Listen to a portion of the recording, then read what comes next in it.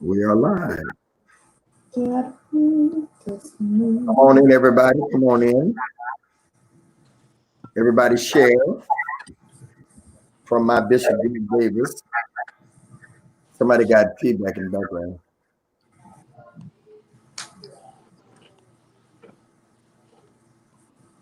Let me start my watch party and invite some people. Likewise. Can't get to it.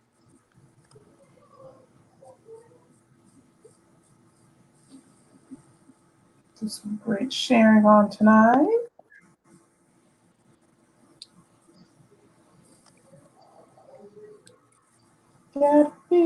Everybody come in. Let us know where you're from. Reaching back. Ooh. Let us know. All right. About to have church. Come on. I'm here for it.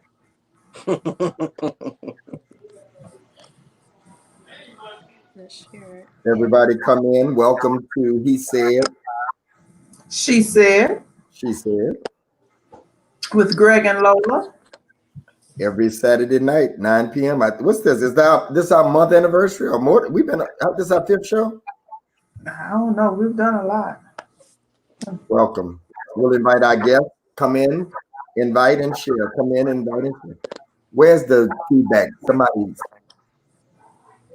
Hello? It's not me. Hello? You hear feedback? You hear echo? Not no more. Okay. Let us know where you're from, Lola. Read where people come in. All right. They checking in. Let's see. We got Dallas in the building. Stand up Dallas, Texas. We have the Illadale, Philly Field in the building. We got Line in the building. Those are my southern roots. Hey, Mika Edwards. Put my phone on vibrate. I'm wondering, should I go get my headphones or am I good? Can you hear us okay? I can hear you guys real clear. I was just wondering, was it me doing the feedback since I'm on my phone? 1, 2, 3. Might be. Tim Clinton from Hong Kong. Tim is not from no Hong Kong. Tim is from. No, he's not. Oh, you know Tim. We got Missouri in the building. Kiki says she's still here. A little feedback. Okay, maybe I should go get my headphones. Is that cool if I go get them, you guys? Oh, I don't care. All right, I'll be right back. How far you gotta go? You gotta go around the corner, do it. Let me do a watch party. Destiny. I'm sorry, there was a song called Destiny years ago. Wait. Who's it by? Whose song gotta be Destiny? I saw somebody got a song. I actually just heard about another song named Destiny. I forget. It'll come to me by the end of the show. Mississippi is in the building. Stand up to MI. Crooked letter, crooked letter, crooked letter, crooked letter. Hogback. What? Can y'all invite and share? Let me know if you're on Periscope. Let me know if you're on YouTube. I see you, Gwendolyn, on YouTube, Periscope. Hello, Jeremy. Do you have closed captions on, sir? It is on? Yeah, it look like it. I'm looking. Yeah. Okay, I see it too. On the Facebook. We got to get that up off the screen. I don't have it on, so I don't know. The closed captions for the hearing impaired. I'm on my Facebook right now, and I don't see what y'all see. Let me see, because I know you've been non-believer at times. So let me show you. Look at that. I believe you, but I'm telling you, it's not on mine. It's not on mine. So that's not me. It's not me either. Okay, but I'm just telling you. I don't want the people to see us go back and forth. Are you a therapist? Just wondering. I am a therapist. I don't know if I'm the therapist that you think I am, but no. Let me stop being silly. I've studied human behavior. For my professional work, for my 9 to 5, I deal with human behavior, and so if I get into the other side of my life, it all makes sense why I break down and think about things that I think about, because I've literally studied human behavior for my professional work. So in a sense, but not in the medical form, but in the professional form, if that makes any sense. So my shirt, Built Unbreakable, is by a friend of mine called Kenneth Wayne Daniels. He is a designer. He designs for so many people. He is the bling god. And so he made this shirt for me, Built Unbreakable. And then I have a Black Lives Matter shirt that I'll be wearing tomorrow, because we're going to do I Have a Dream cruise. So yes. Thank you. Thank you. Thank you. Thank you.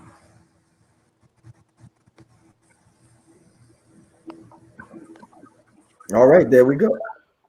All right. All right, if you all would invite and share, welcome to He Said, She Said. Tonight's guest is Adele Kimbrough. He is a prophet, preacher, teacher, philanthropist, entrepreneur, and he's not married. Well, he's not married. Not married. Yeah. And he's come on here today to find his good thing. And we have Destiny Inspired. Destiny is from Georgia, Atlanta, by way of Augusta. She is a coach. She's a coach, philanthropist, and recently became a civil rights leader. Apparently, Bishop. She's been cutting up down there in Augusta. I become all things to all men, that I may by some means win some. And she's single. As in not married. As in not married. As in when she files her taxes, she makes her declaration. I do declare. All right, let's get started. Let me start with this one. Let's go right to it. Lola, you have the other question, but I'm gonna start with the one that I sent you. The one that you like, that you. Yeah, I'm gonna send you the one that and y'all make sure that y'all invite and share. So we have millennials on. Prophet is 20. How old are you? I am 26. Now, can I ask which page are we on Facebook so I can share it? Bishop Greg Davis, my Bishop Greg Davis. No M, just Bishop Greg Davis. Okay. But I'm 26, Bishop. Destiny is 28. 28. Destiny has been married before. She was married when she was how old? I do the math. See, it's been 3 years. So like 22, I think, after my 21st birthday. I think when I turned 22, the day after my birthday, I got married. So I think 22. Okay. And then Adele has not been married. So we're going to start with Adele. There are a lot of people that are in church, but particularly people of Adele's age who have the marriage fever. And I'm not being funny when I say this. He wants to be married. Okay, he really wants to be married, and I tell him that he needs to wait. You're still becoming who you are, and then you find somebody. Let me turn this down because that's accurate. I don't know what that is. Then when you become who you are, you might have the wrong one that cannot fit into who you are or become. So I always say I think it's best you become and then you bring on. But everybody don't agree with that. That's just my philosophy. That's according to Greg Davis. That's a GMB philosophy. Bishop sure has his fashion savvy down. Thank you so much. I appreciate that. I taught Adele how to dress. Ooh, you should have seen him before he came. Ooh. Nice.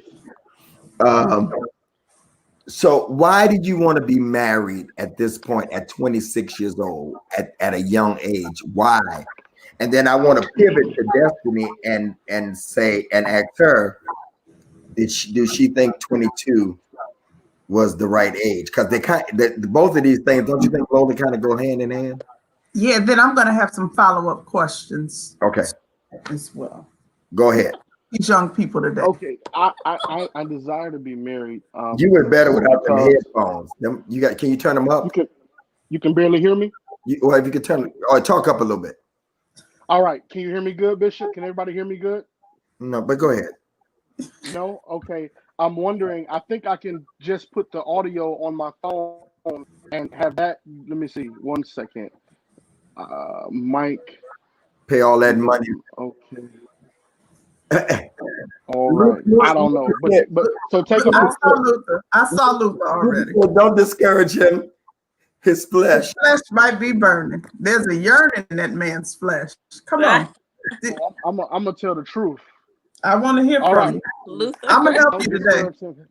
Okay, maybe I'm I'm gonna gonna help take you these off today. because You're gonna get your help. anyway. Take them off. Take them off. All right.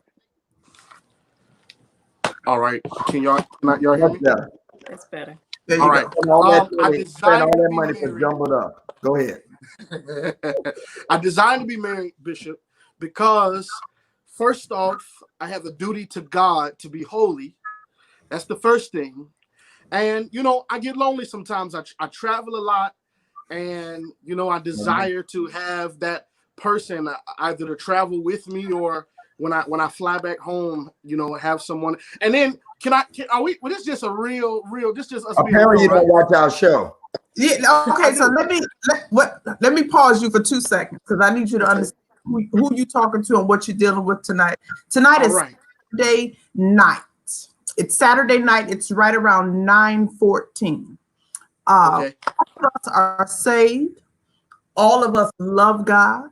All of us believe everything that's in the Bible, and we Oops. see it.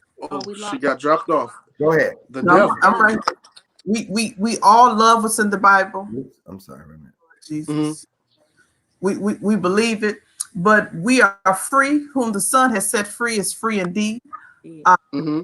On Saturday nights, we offer people the opportunity to share their truths. This is the judgment. Judge not lest you be judged. So we're not here to condemn or cast down anybody. We're here to bring a positive light where we can.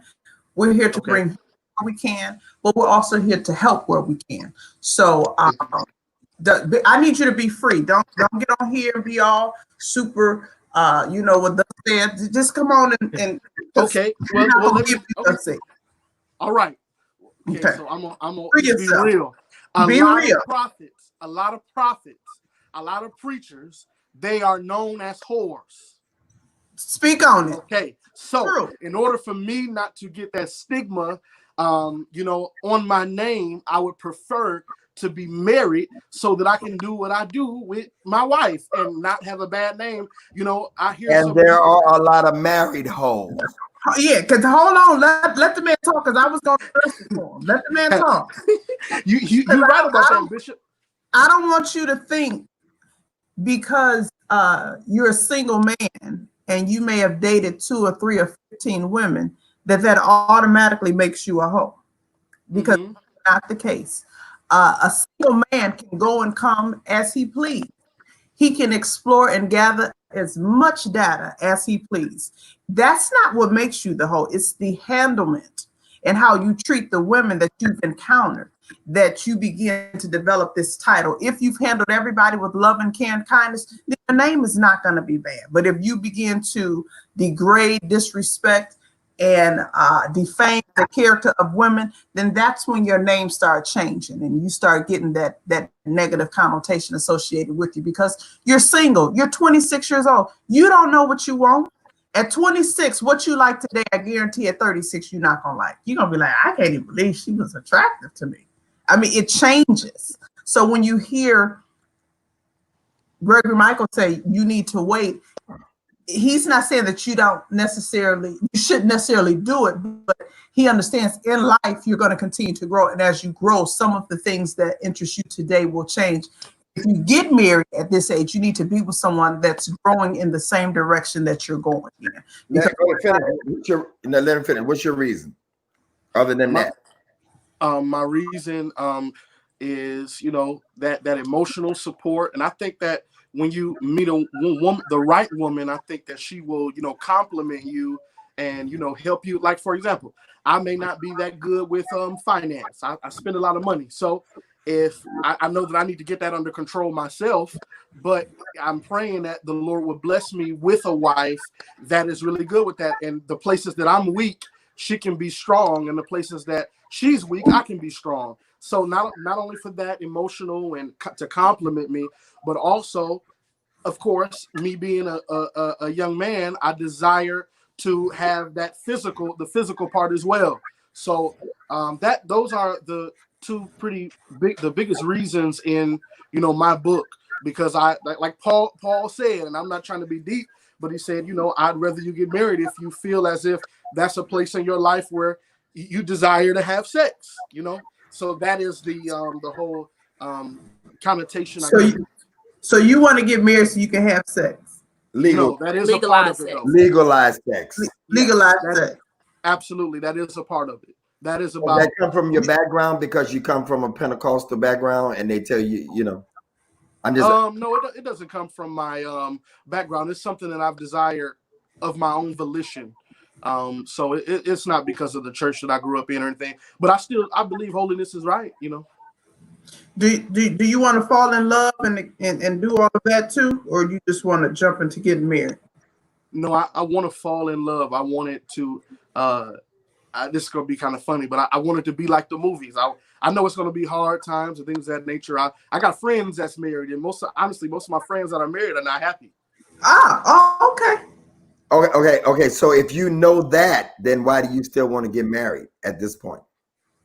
Because I'm reading a book by a man named Rolf Dobelli, and he says something really powerful in it. He said, we can never be inclined to draw universal certainties based off individual observations. So because my friends have had bad marriages, not all of them, that does not mean that I'm going to have a bad marriage. And, you know, I'm a pretty easy guy to deal with at the end of the day. You know, cook some food and I'm good. So you just want to cook? No, it seems like y'all making everything, y'all taking everything I'm saying and making it singular. Come on, man, that's what we do here. Come on, you can't take it.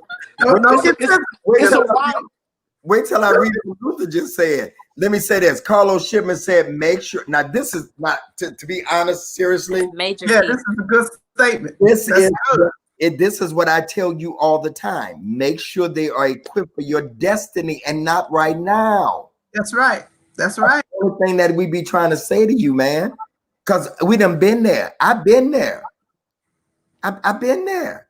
Hey, guess what? I'm gonna get more into this later on, but I'm gonna make a very good statement. I'm gonna make a very powerful statement that I'm gonna just be transparent right here in front of all of y'all and people that will see this over again. The bottom line is this being in this house for 14 weeks now and being alone and all that stuff. I get it, but I'm 58. And I done came around the mountain a few times, literally.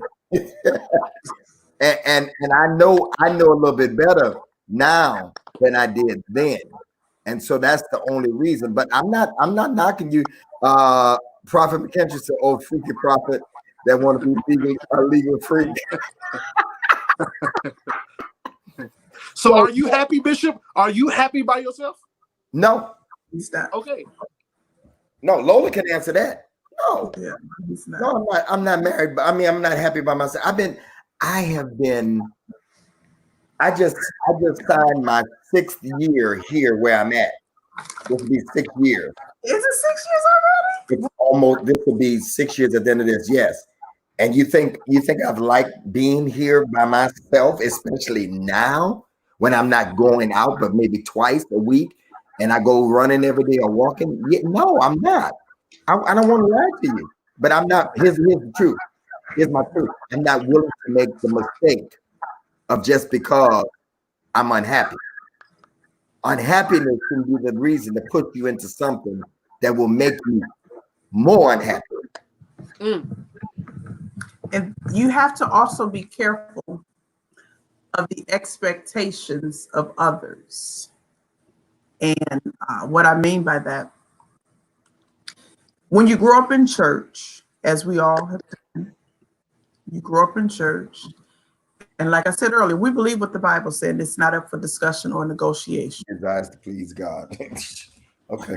We we we court. You meet the little girl at the church house. You meet the little boy at the church house. You court, and the expectation automatically becomes that the two of you run off and get married. Mm-hmm.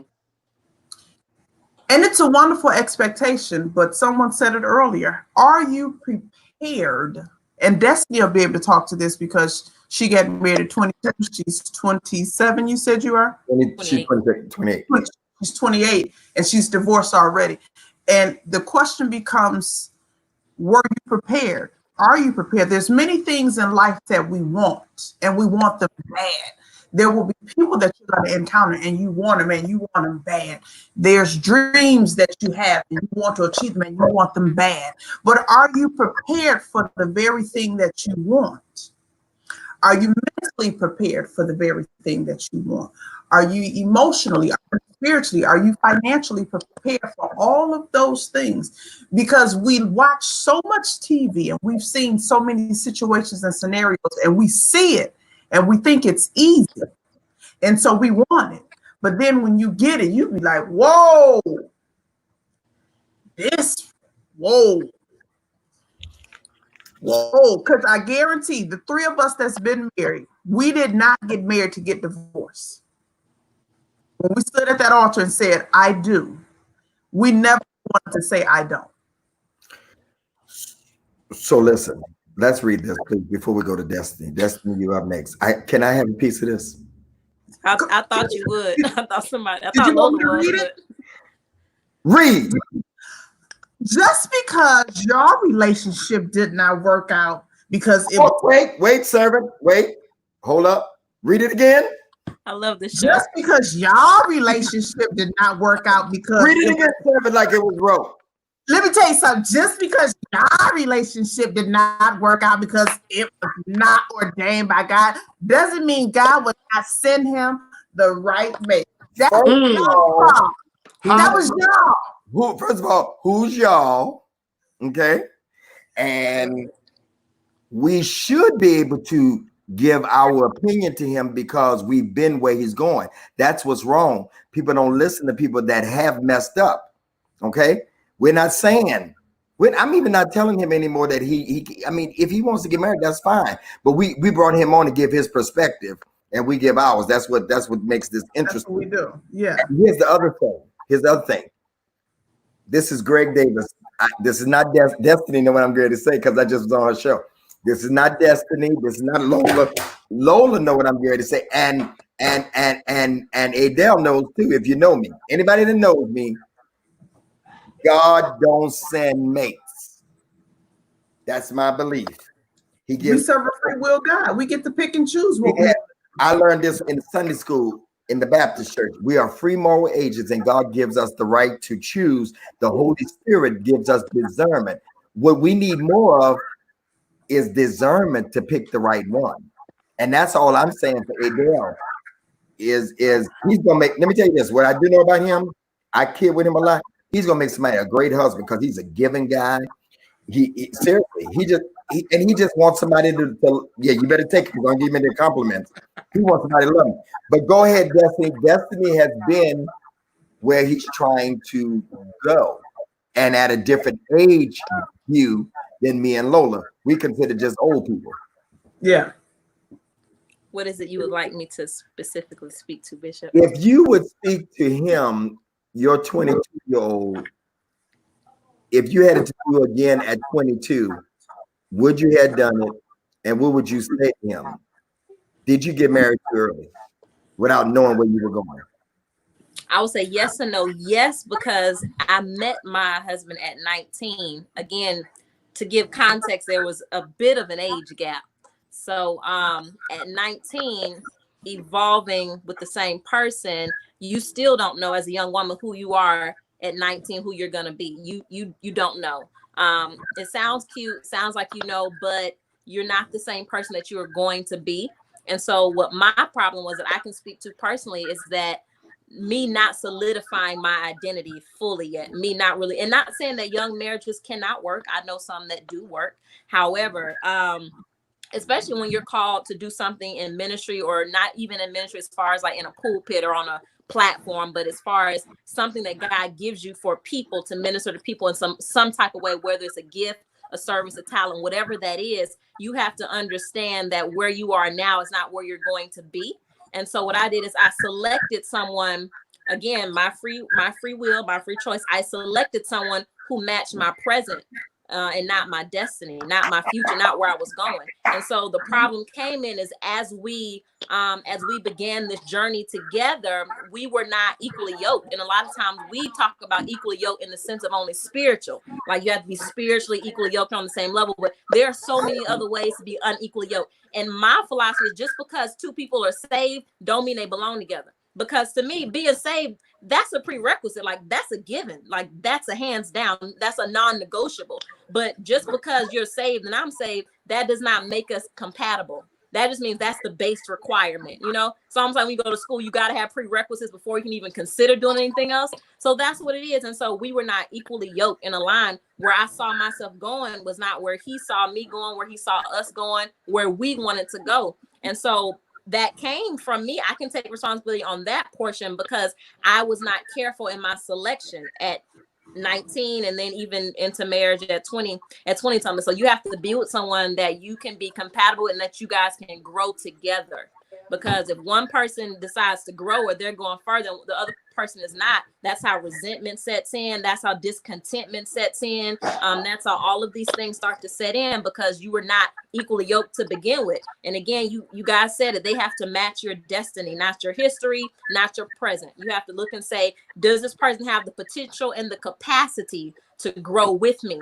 Not just where I am. Because I feel like I always hear people say women get into a relationship hoping that they can change a man. A man gets in a relationship hoping that a woman don't change. And so for me, I was full of change. Like I was nothing but change, because as I grew, as I got older, even now I'll be 29 in September, I'm still going through another evolution of myself.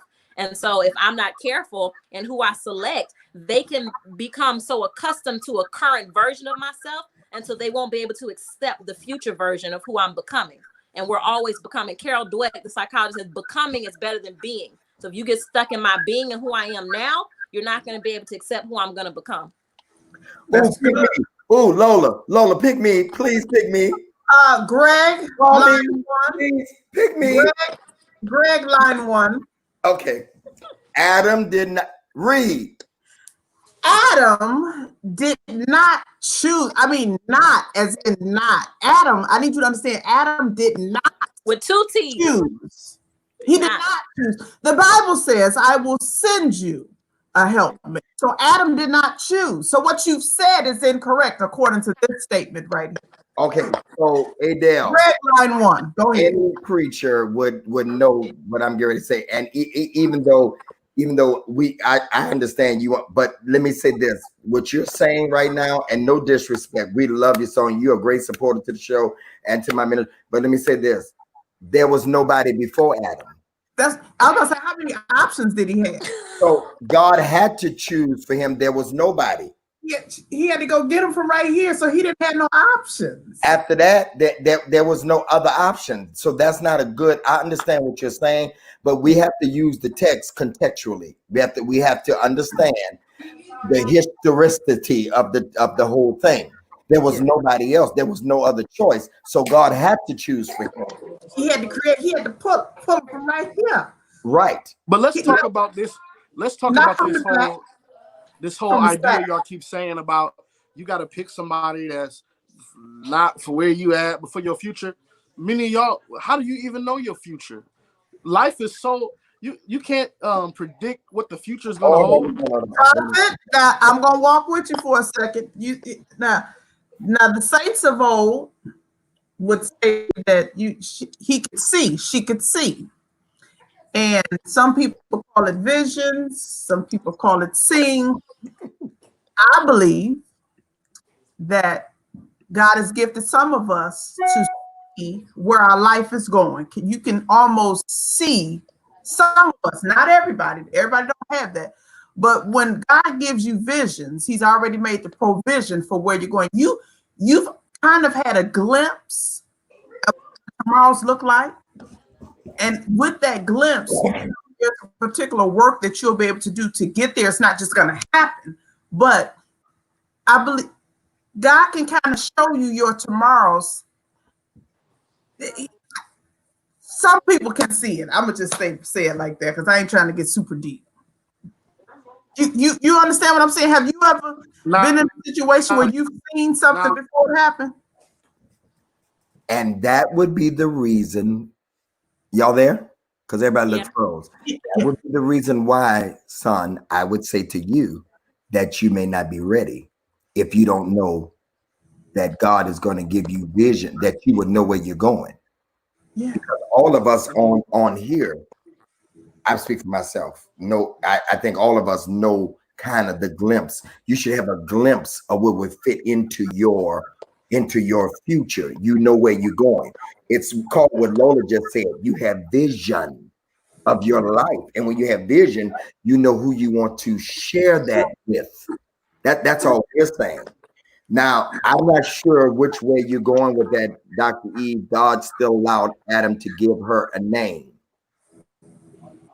Y'all doing too much on this Saturday night. I think she might be Miss Moore might be trying to agree with your sentiments as far as like choose. In other words, she's saying he at least got to choose her name. I think maybe that's what I really didn't understand. That's why I was asking. Yeah, I think she's trying to she's in agreement with what you said was key about vision, because I can admit that was one of my, and I feel like if you don't learn from your mistakes, or you don't learn from, and I don't call anything a failure, so I don't consider my marriage a failure. What it was feedback. It was feedback to help me make a better informed decision about my future. So it was feedback, because if it had not been for that situation, I would not be the woman that I am now. And I am in love with the woman that I am and who I'm becoming. And that all is contribute to what I experienced in that marriage and in that divorce. But I don't consider a failure. It was just all the feedback I needed to get to where I am. But Bishop, you said vision, and that's essential, because again, if we want to, for those who want to be churchy and spiritual, which is good, without a vision, the people perish.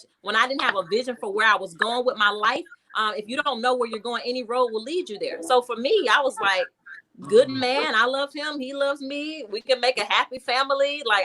But I had no insight as to where I was going at that time. I knew I was destined for something, but I had no insight, no vision. So I settled for, I won't say settle, but I chose somebody who is not compatible with the lifestyle and the destiny that God had me on.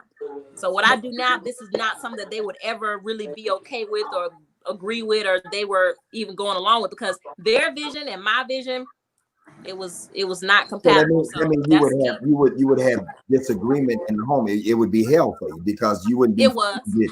I'm saying you wouldn't be free to do right now, even what you're doing. Right. There would be no Destiny Inspired, and there was none. Destiny Inspired was birthed out of that, because then I developed vision for my life. So Adele, yeah. Let me just use this for an example. Sometime I'd be like, Adele, you need to just sit down somewhere and be still. You don't listen to me. You still get on plane. I mean, I'm not saying that in a negative way, because you're a young man. And do you know that if you got married, I want everybody to listen to this, you would have a wife maybe that would be like, why are you going all the time? I don't want to go nowhere. Let me give you for instance. I can talk about this person freely. Pastor Kim, when 9/11 hit, she didn't want to go nowhere across the waters. She's like, you're not taking me nowhere across the waters. I ain't going to Europe. I ain't going to, you go ahead and do all that. That's something I desire to do, but I respect, you know what I'm saying? Because we were together and I didn't want to.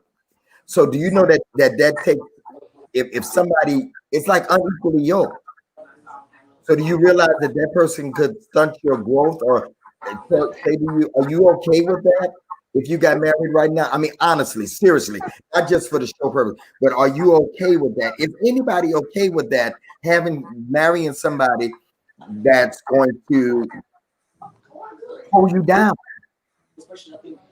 Well, I would obviously have to have that conversation with her before we got married, You and know, as they she there's a thing understands, called bait and switch. They tell you okay before you get married, and then they switch and say, "Heck no." Go ahead. well, the woman that I date is going to have to understand that this is ministry. Lives is being saved. You know, the gospel got to be preached in the four corners of the world. So she will have to understand that. And obviously, I said this: I could never date a woman in which God is not the final authority in her life. Because if God is not the final authority, she won't even respect what I'm saying as God has given it to me. So I would obviously have to have a woman that love God and have the Holy Ghost and understands the call that is on my life. And you know, as you talk about her changing, we would have to come to some kind of agreement. Just it says, you know, we submit ourselves as Christ submitted Himself to the church. So I would have to have a woman that understands that. And if she say, "Hey, I don't want you to travel as much," I would have to be submitted to her just as she is submitted to me. And I would say, "Hey, okay, well, I'm traveling 10 times a month now. What if I just do 5 a month now?" You know, that's where I would have to compromise. So let's dig a little deeper. He don't mean that. He got that smile on his face. No, I mean it. I mean it wholeheartedly with everything in me, Bishop. Let's dig a little deeper. How's your dating life right now? My dating life is, I mean, it's a coronavirus, so I mean, you can't really go out on dates. If Corona wasn't here, do you have someone that you're interested in? Are you seeing anybody? Like, what does dating look like for you? Dating right now, I'm single. You know, I don't have any prospects right now. Prior Um, to Corona, did you have any? yes, I did. So back in January, February, you were dating and talking to someone? No, I was single. We're You were talking saying, about like 2019. okay. So you broke, when did you break up? We didn't. No, it was. I wasn't dating anyone. It was just, you know, I was interested in someone, and she didn't like that I was traveling so much. So you know, I was I like, didn't well, even know that. yeah. So So just kind of. so when you do your exploration and you begin to explore your options, where do you typically meet the individuals that gain your time and attention? Um, it could be at the mall, or it could be in the DM. You know, DM game strong. You know, it can be from a plethora of places. But yeah, out in public, you know, usually library or something. You know, Where have you found the most success? well, I have not found success because I'm not in a relationship. Well, okay. So do you believe in dating sites? Um, I got on Christian Tinder. Mingle? No, Tinder for a while, but it was just kind of silly. So I never, I did actually probably need to delete the profile, but it wasn't really going nowhere. It was just like, eh. Do you believe in dating online dating? Oh yeah, for sure. But you know, when young ladies, you know, see on your profile that you know you're young, you're African American, and you're Republican, they kind of shy away. Okay. Young, African American, and Republican. Which one of those things is the negative? Probably the Republican. People feel as if you like Donald Trump, you automatically are Uncle Tom or something like that. Okay. Well, if you agree with his views, that could be an interesting startup conversation. Did you agree with all of Obama's views? I'm not here to discuss politics. I don't discuss politics, or what I believe is what I believe, and it's not up for discussion or negotiation. So No, I it's keep not a negotiation. It's just a discussion.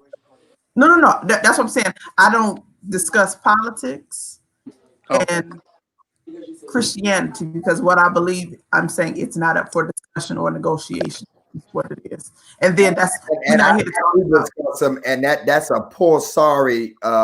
We ain't even gonna go here, but at the end of the That's day, not what we're doing tonight. Is what I'm saying. I'm not about to take this conversation in that direction right? tonight. Because you can't compare. No. Even talking about policy, you can't talk. You can't compare intelligence. It's not even on the same level. I'm so glad tomorrow we're posting Obama all over the place on 45's birthday. Anyway, that was a commercial. Um, resentment comes from compromising. It does. Do And you when you believe? compromise too much. So, do you believe that, Adele? Yes. No. And in some cases, possibly, but I That you think won't that resent compromising later on, giving up your life. People have done that. It's people in marriage right now that they resent their spouse because they had to give up. They had to give up so much in order to please them. So that's what that's going to lead to. That's a good point, Tiffany. well, that's why you don't marry somebody, after a year of knowing them. I want to see how you behave when you mad. I want to see how you behave when you upset. Are you gonna cuss me out, kick me out the house? What are you gonna do? That's why you date. You gathering data, and so this would obviously be somebody that would have to understand that. Like I said, I would have to compromise. I don't mind compromising. The coronavirus, this COVID-19 season, have taught us the power of social media. I can minister to people online and still be effective. Do you have a preference in the type of woman you like? Like Bishop like them slim and pretty with pretty hair and all that stuff. Do you have a preference? Do you like light skin, Absolutely. white, black, Chinese? What's your preference? What? No light skins for me. I like my dark sisters. Okay, okay. Will you date outside of your race, or are you only focused on your race? I thought about it for a while, but I love our black women, and um I honestly, I guess after inwardly reflecting on it, I believe I'm probably going to marry a black woman. I've thought about dating outside the race, but I love our sisters too much. Okay, okay. And my mom, well, I'm not going to say that. All right. Do you like older or younger? You trying to fix him up? I'm trying to see, I'm just trying to get it all out here. So just in case there's somebody on here that could be available, we're trying to create options for them. Well, I guess it would have to be older because most younger women don't really understand what I do, and it takes kind of a more mature woman to really understand what it is that I actually do. So I would like to say older, not like 50, but I'm 26. I say probably like maybe 35, 36. Somewhere around.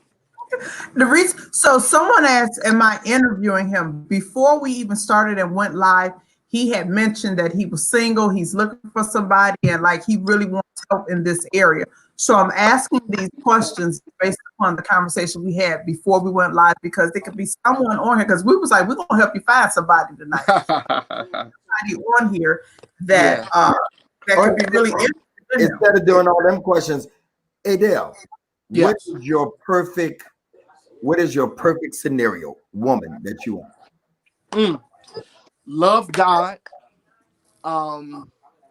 Love God, but it has a balance that if I'm pissed off and I come home and I'm cussing, and she's not gonna say, "Oh, the blood of Jesus." She gonna say, "What's wrong? Let's talk about it. Express to me how you feel." Someone like that. I grew up in a household where my mother cooks 3 times a week, and my father washed the dishes. So I want a woman that knows how to cook. I want a woman, like I said, that is saved, loves God, but not a prayer warrior, as Tim Clinton would say. Not a prayer warrior, but someone that has a prayer life, but all the deep and the extra stuff, I don't need that. I just want somebody I can look at while I'm on the front row preaching and be like, Lord, I can't wait to get home. Okay. Let's if you're on here, hey Rachel from the UK. Let's pivot to the next question. Well, I'm going to ask this to both of them because I was asking about where they're going to locate the people of their interest. So, do you prefer, and this is for Destiny and Adele, prefer church boys and church girls, or church men and church women? Do you prefer to date in the church, or does it matter if they don't go to your church? Or what if they're I'll let her spiritual? answer that first. For me, it has to go back to one of my prerequisites, which is being of the same faith, being a believer. As far as being in the church, I can't even really define what that means being in. I just need to have a relationship with God, a real relationship with God.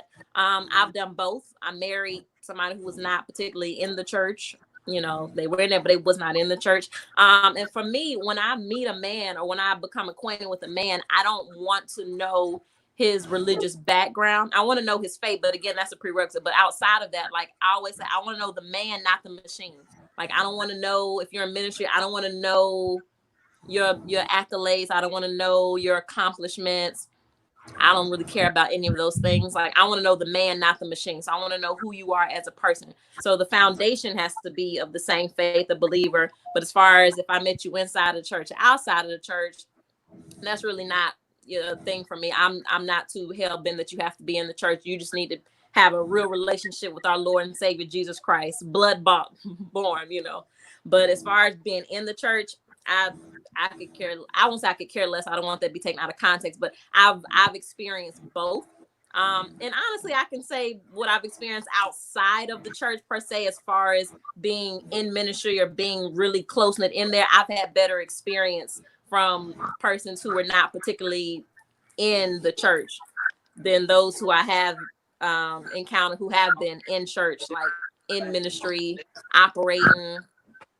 Yeah, my experiences. I just need you to be saved and have the Lord and Savior Jesus Christ as your Savior. But I'm not at church looking for him in the church building. Not there. So you want a hood guy? Oh, I'm sorry. Is that what you interpreted out of that? No, I'm just asking. Now we're getting started. So you want a hood guy? No, I don't. What's wrong with the hood guy? If she did, I didn't say that. I want a man with some backbone though. Like I want a man that listen. I don't need. You want a boss, Destiny? Huh? You want a boss? yes, she It's needs not alpha. what I want. I require. It's what I require. That's not Yes, what I want. That's a requirement. That's part your of my alpha prerequisites. I have prerequisites. That's part of the Don't prerequisites. attack me. I was just trying to bring it out. Oh no, sir. I would never do such a thing, sir. Not at all. No, sir. I wouldn't think of it. No. Nice. But he definitely has to be a boss. Like, I'm an empowered woman. But again, although I come across that way, that is because what I do, I am a single woman. So I have to have a certain level of aggression to myself to be able to be taken seriously, and even a certain level of respect. Because again, when you first meet me, people already have preconceived notions when they see someone that looks as if I do. So I have to approach gentlemen with a very, I said what I said, very matter of fact demeanor, just so people can take me seriously for who I am. However, when the right one comes, as Bishop Greg, name of his YouTube, when the right one comes, they know how to, as empowered of a woman I am, as a queen as I am, when the right one comes around, even a queen can melt. Like it's just something that it kind of breaks down that barrier, kind of breaks down that wall. But that's kind of how because they have to have a certain level of kingship. There's a certain king inside of them that can speak to the queen in me. But if they're passive, I mean, if you want to define that as hood, if that's the definition that best articulates your sentiments to understand what I'm saying, you can use hood if that works for you. But as for me, that's not what I meant by that. However, if that's how you understand it, we can go with that. But no, I just need a man who's not passive, who can put his foot down and tell me to shut up sometimes and be like, hey, you're doing too much. Bring it on in. So, yeah, I didn't say hood, though. I do want to bring it back to the statement. So you want a hood guy. I don't understand what that means. Because right. I'm going to need so I'm more clarification. What does that mean? It's self-explanatory. Do you want a hood guy, I'm What's sorry, a hood guy? You said with a little nasty slur to it though. Like, what do you mean?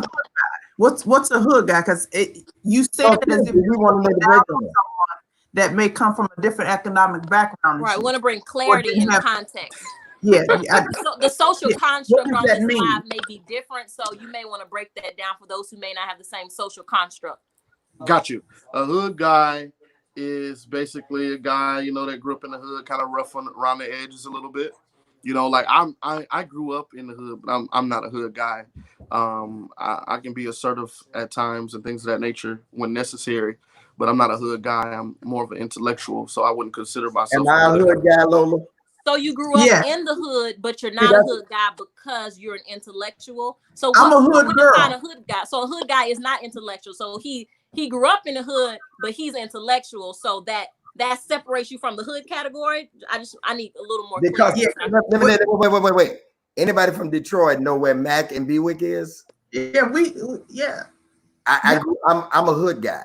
And when my parents moved to Southfield, I went back to the hood. Matter of fact, the hood is just across the street from where So are we referring to physical location? Is that how we're defining hood? Because I could care less where he comes from, it's where he's going. But he did say that though. He said it's a guy that grew up in the hood. He said he a hood guy, but he's intellectual.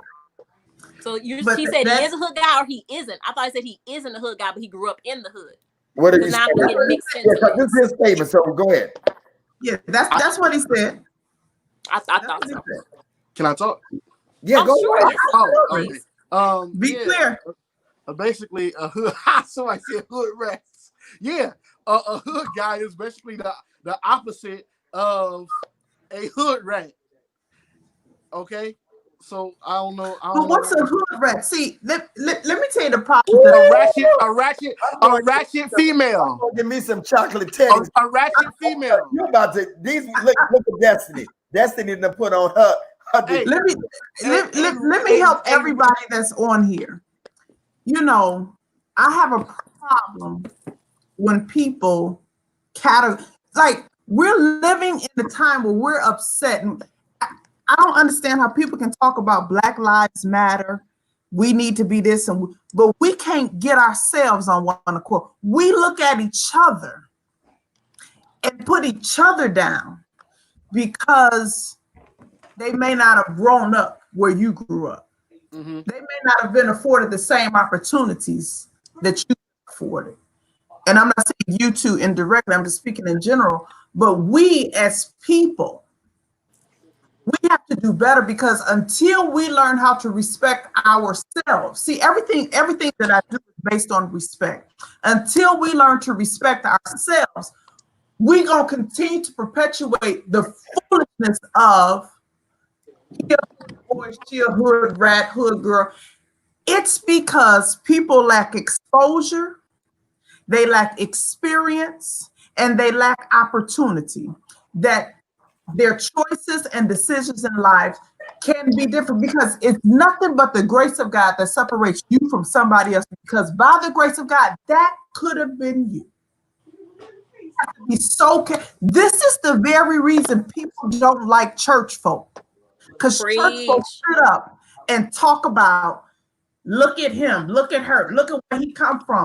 It doesn't matter. There is no perfect person amongst us. All of us are as filthy rags. None of us are worthy. None of us. None of us. And I get so offended when I hear Black people like, he a hood. What? You just I want some of that, Lola, what you talking about. Like, how do you come from the hood and then turn your nose up at somebody that's still there? Because again, but by the grace of God, we could still be there. The only thing that separates us from the person that's disadvantaged is God's grace. That's it. It's nothing. I never said it was. I'm not saying you. I'm talking in general. I'm telling you to be careful because as a young Black man, people are going to judge you. It's bad enough that we're judging each other, but people are going to judge you because of the color of your skin. People are going to judge you by the length of your hair. By the way, if you wearing braids and dreadlocks, people judge you for foolish things that has nothing to do with the content of your character. A smart, bright, intelligent young man. But people won't see that. The first thing that they see is who you are, and they associate that with what society has perpetuated as a stereotype. But we feed those stereotypes, and we have to break the chain of stereotypes. If we want to move to a different place in life, we have to start looking at each other as kings and queens, no matter where you come from. When I'm in these streets of Detroit and I'm walking around and I'm going to different gas stations in the hood and I see my young men, I'll be like, what up, king? How you doing? Because I believe in speaking life into this next generation. I don't look at these young boys and they be looking crazy. And they may be getting ready to rob me, but because I just called them a young king, I've changed their mindset of how they look at that part, Queen. That part. Can I get some of that? That's Okay, what so we have to do. for all intents and purposes, let's say that you are referred to a hood nigga. From my experience, I can say, but again, I was born and raised in the church, but I've experienced both ends of the spectrum. My ex-husband was not from the church, like I said, so you can actually define if you want to, by context, say hood nigga, but I can say that the hood nigga was one of the best providers and real men with some real backbone than some of the non-hood niggas, or sorry, I don't want to use the N-word, be offensive, forgive me, non-hood people. I mean, so if we want to make it seem like a hood person has in some way looked at as devalued or less than in quality, I would not say they may not have the same environment, experience, and exposure as someone who have had more opportunity and has been exposed to more things. However, the qualities that he did possess as a man were non-negotiable and cannot be negated, whether it worked out or not. His qualities as being a hood guy, some of the life instincts, some of the things that he learned that I was able to learn as a young in the church girl, I learned a lot from that hood guys, if you want to define it. But that's not what I'm particularly looking for now. However, I cannot negate that because he was a real man, and sometimes the hood people are the ones that are the most, I won't say aggressive, but some of these church men be a little passive for me. They be a little passive. They be real passive. Not all of them, but some of them. So if we want to try to, because I'm gonna stick up for the hood people, if that's what you want to call it, because they got some backbone. And I ain't saying it's because they be carrying, but you know, they gonna make sure you protected and cared for. So let's not go there because I get offended. Yo, yes, sir. Let me say this. No. This is good. This is good. This is good. Right, hustlers with great quality. Listen, them hub guys, they can hustle anything now. They gonna make sure they gonna provide. So Adele, this is what women say, and you know I do relationship stuff, and since the majority of the people that this ties into age too. This bring up the whole age. Hold on. I'm sorry. No, got me worked up. Listen. So this is what women say in the church. They say they would rather date a man out of the church that may just love God because they feel that they want a man, that most of the men in church, which pivots to where you want to go next, Lola, are soft. Yeah. Tender. And soft, not yet, Lola, too much. And soft, sometimes passive. And church don't mean that you're soft. There's many warriors in the Bible. Yeah. Go Bible. So what do you say? Because you just really you opened up, you really got this going. Yeah. What do you say though to what women say that about you church guys? I say that hey, they're like pretty much right, honestly. It is a lot good of answer. Soft men in church, and I sympathize. We're not even talking about feminine right now. We're just talking about men that are just, we're not even talking about homosexuality. Right. Men. Right. No, yeah. Okay, go ahead. Like when you say Destiny, about having a backbone, you're talking about a guy that can make decisions and a guy that can provide for the home, right? Right, the whole nine. But not just that. When see these two right here, I know these two.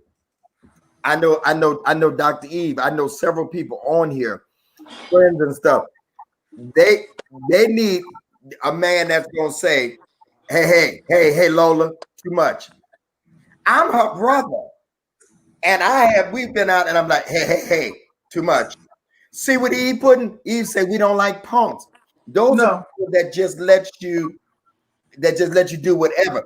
Even though these are strong black queens that's on here right now, many of these women follow me. Mika and all them people, they follow me. And that these women want love God I want you to love God, but I want you to be like David, a warrior. Okay, so what do you say to that? You're admitting that a lot of men in church are soft, right? Yeah. We gotta get this comment. If I would like to, may I approach the bench, Your Honor? Yeah. So we have Andy Smith that says this is not what he meant, and this is what Christian men are up against, the alpha female. And then Yvette, bless you, Queen.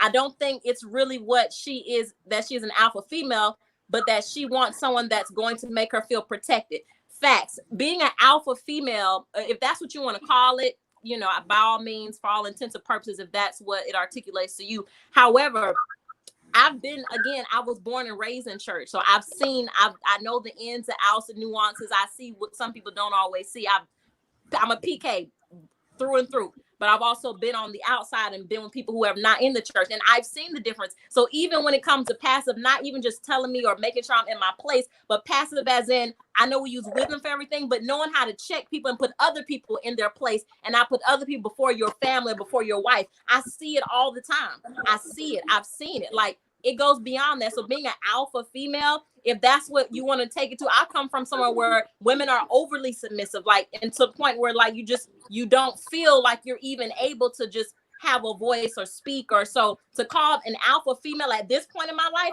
I am every bit of proud of the alpha female that I am, if that's what you want to call it, because I know what it's like to feel devalued and feel less and feel like you do not have a voice at all, and your job is to cook, clean, be a wife, be quiet, work in the church, and that's it. So if you want to go alpha female, I will be every bit of alpha female, which is why I said when the right one comes, the right king, he knows how to bring all that in. So if you're not able to do that, that just means that you're not qualified for the position.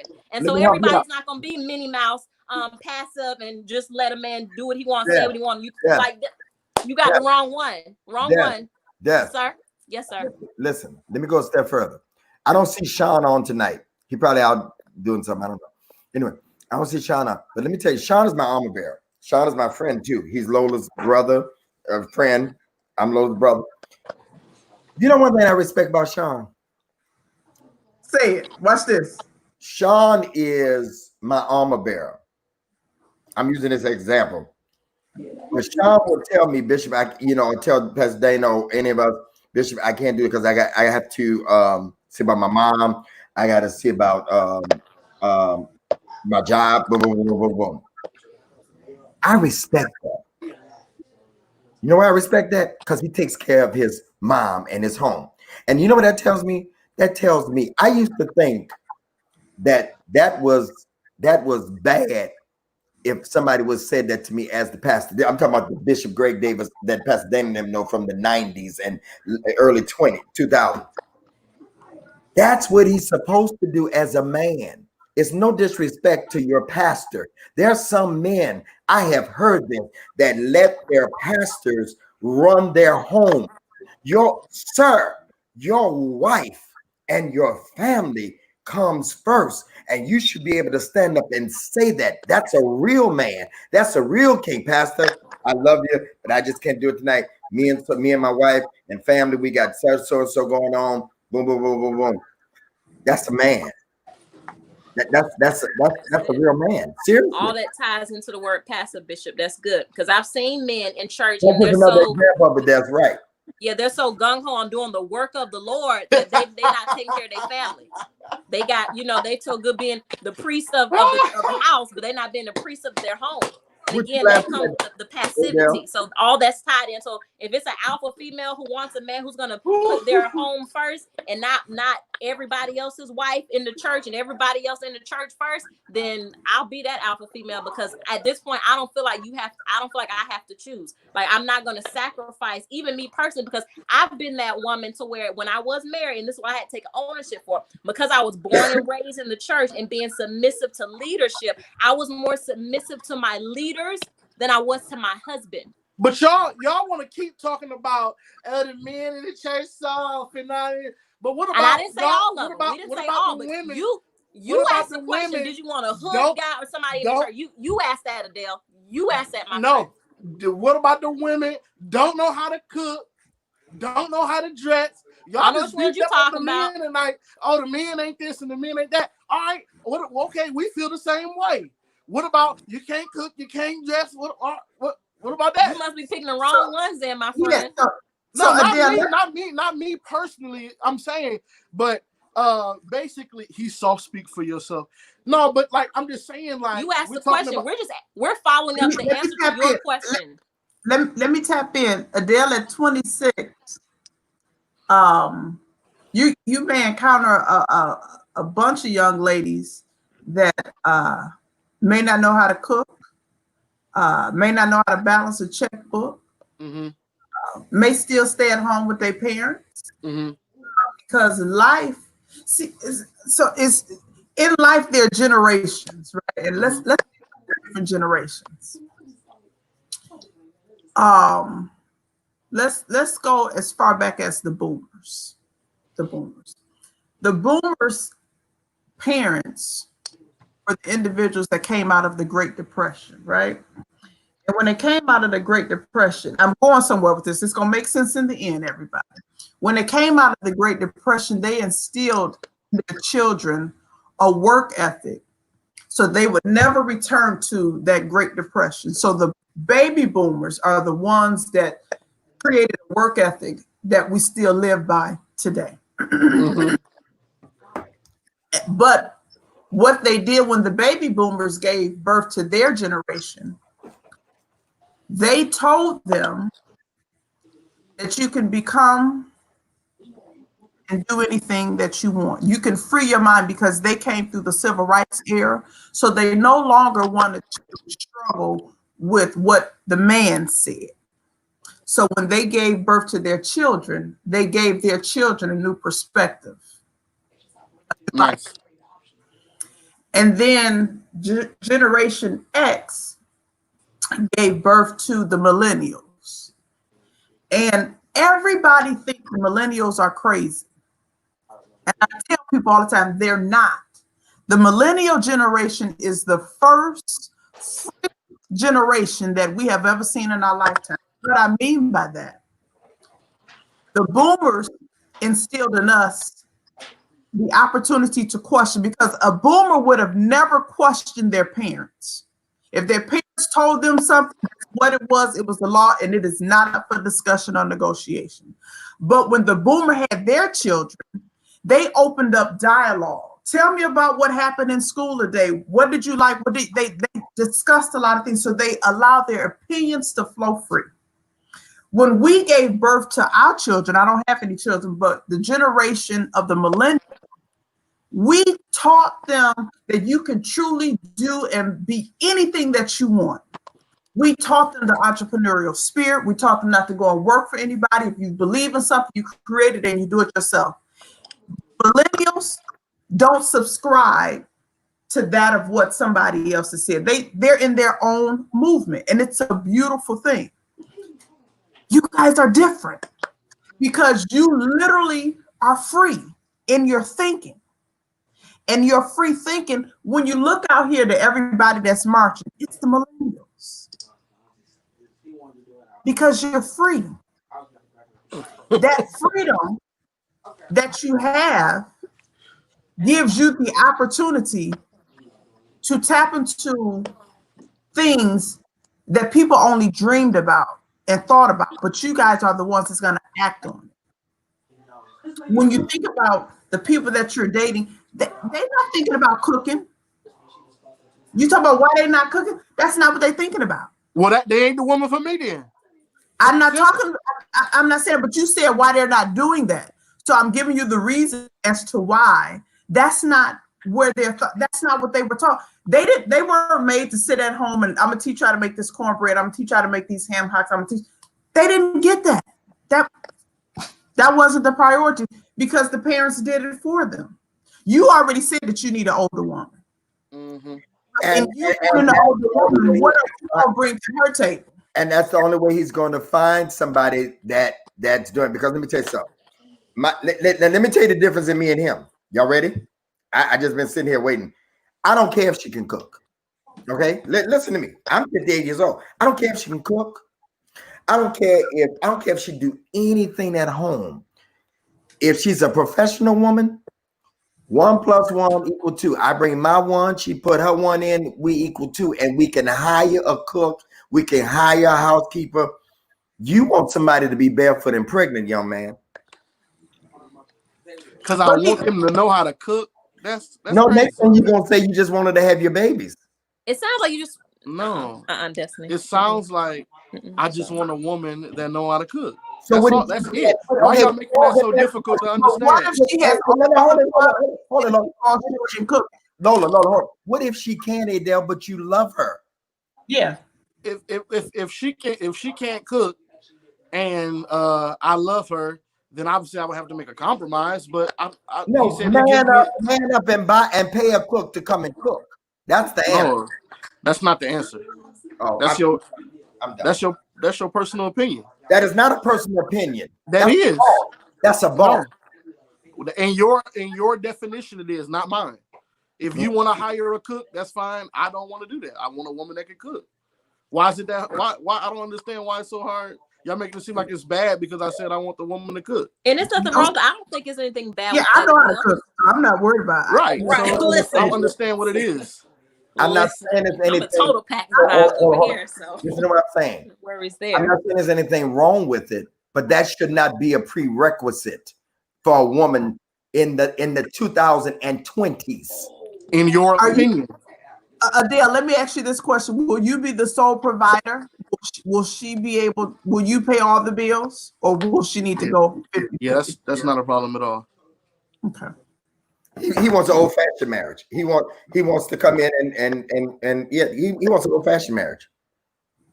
Which I respect that. Like if that's what you want, Adele, don't get me wrong. That's everybody has their preferences, but at the same time, I think this all kind of segued from the whole hood situation, and making it seem like women in church, like we just want these off the wall guys, but you guys have issues with women in church. But again, that also comes a certain level of arrogance. There's a certain level of arrogance sometimes that people in the church carry, but this pious and overly religious, condescending demeanor. And that's what I detected from your statement. Now, I could be wrong, so forgive me. However, the way in which you pose it, which is why I asked the follow-up questions for clarity prior to making my statements, because I wanted to make sure I did not misconstrue anything that you were saying. However, the response that you gave me the depiction that you were somehow disdainfully looking down on someone because they may be hood. And again, that's not my preference. However, I'm not going to shun that person and make it seem like they're beneath me because of this is somebody you have to spend the rest of your life with. That's what marriage usually is. Yeah, that's what it is. So me saying like I don't understand why it's like a big deal. Like what I want somebody, if I fall in love with a woman that can't cook, I can cook really well too. So I guess I would just have to compromise in that area. But he said that he'll give us the desires of our heart. If I tell God I want a woman that's thick, God can give me a thick woman. Like I didn't say nothing off the wall. Like we take these scriptures and do that. I just want a woman that know how to cook. We take scriptures and use them out of context. It has nothing to do with marriage. We take so God won't give me the woman that I desire. Well, has there been a woman you desire that you have right now? First of all, I told you I don't believe God gives women. Gives women? No. I don't believe that either. I believe that God gives you the free will to, to pick and choose, and then He'll bless it. Why you say He's gonna give you the desires of your heart? Because that's my desire. If the Lord, I believe. So you've been desiring this, but you haven't received it yet. So has God failed you? No, God has not failed me. I'm not dead. Okay. Right. So I just want you to. Okay, we're on the same page. Someone said on my feed, she can cook, but can she provide food? That's a message. He don't care about her providing food. He's saying she don't have to work. He's going to take care. I know that. I'm reading some of the comments I'm saying. No, I'm asking. Message. Yeah. No, I got it. Word. That's a word. This is really an interesting conversation. That's a word. Yeah, the dichotomy here. I'm loving it. So Adele, just out of my curiosity to fancy humor me for a moment. Yes. Are you more so looking for partnership, or I know you stated earlier you wanted legal, the legalized sex, which is great. Listen, I've been married. It's great. It's a really lovely thing to have. Very important. Nice. However, so are you looking for someone that can just kind of, can be there when you come home off the road and, No, have food prepared, no, the domestic lifestyle? Just no, no, no, no. not at all. I'm looking for, like I said, my wife. When the Lord bless her with a wife, she can have a job, but she'll have the choice if she doesn't want to work. So I'm not looking at it for a stay-at-home wife, and I'm not looking for a woman that's going to cook every day. I'm just looking for a woman, a few times a week can prepare food. She can prepare the food And I understand that. and put it in the refrigerator, and I warm it up when I Meal get prep, home. meal prep. Yeah, it's not nothing deep like that. I I'm not. respect that because Yeah, I'm not. I believe personally as a woman, and I am a working woman, a busy woman, entrepreneur as well. So I get, women they're not able to do as much as they did in years prior in our generations past. However, I do believe personally, I do plan to get married again, and I do believe that I will make sure that I cook for my husband when I can. If not, I will always make sure he eats regardless. Like he's, those two H's, you can't go without them. So, I'll make sure Yeah, those are covered in every yeah. area. So I respect that you're saying you want a woman to cook. That's your preference. I don't want you to think that I'm knocking it, thinking that it's absurd. Mm-hmm. I respect that. Everyone has their preferences, but I do feel like a woman should be able to make sure her husband is fed and vice versa.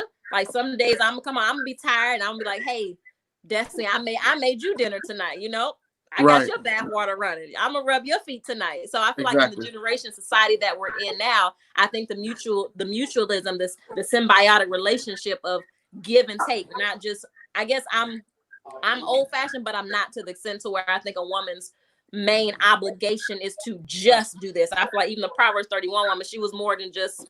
She did a lot. She handled it. She was a boss chick. So Right. I do believe in our society. It's unfortunate, everyone don't cook and clean, but I feel like as long as whatever you have works, every marriage and relationship is different. I know relationships where the man is to stay home. He provides, but he stays home and does what he do, and he watch kids and cook. So I feel like it all depends on what it is that you want and the type of person that's willing to, go along with your demands. Got you. Well, Bishop, I prayed for everything in my wife, and God granted my request. No, you found what you wanted. That's all.